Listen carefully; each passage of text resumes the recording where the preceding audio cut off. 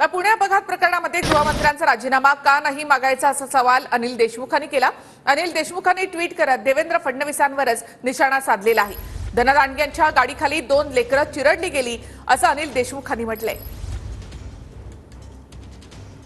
गृहमंत्र्यांचा राजीनामा का नाही मागायचा अनिल देशमुखांचा सवाल। आज गरिबाघरची 2 लेकरं धनदांडग्यांच्या गाडीखाली चिरडली गेली। देवेंद्रजी आता तुम्हीच सांगा, आम्ही गृहमंत्र्यांचा राजीनामा का नहीं मागायचा।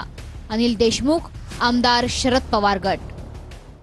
जिनके ऊपर 100 करोड़ की वसूली का आरोप लगा हो और कोर्ट ने हमने नहीं, उनकी सरकार थी, कोर्ट ने जिनके ऊपर एफआईआर किया हो, ऐसे व्यक्ति के बोलने के ऊपर क्यों मेरी प्रतिक्रिया मांगते हो?